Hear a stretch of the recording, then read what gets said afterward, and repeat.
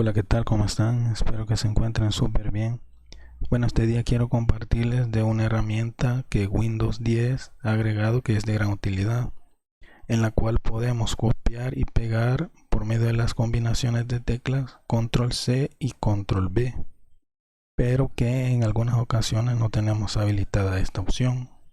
Bueno, si este es el caso, entonces nos vamos a ir a esta barra y vamos a escribir el comando CMD. Luego vamos a símbolo del sistema, sale este cuadro. Acá vamos a dar clic derecho y nos vamos a propiedades.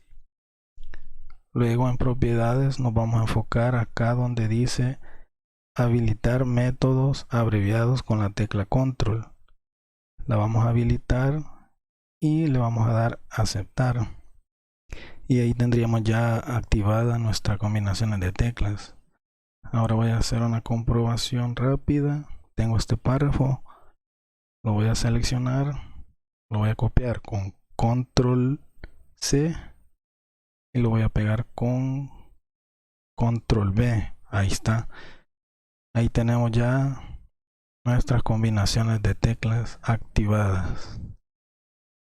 Bueno, ya con eso sería todo. Espero que les haya gustado el video y nos vemos hasta la próxima.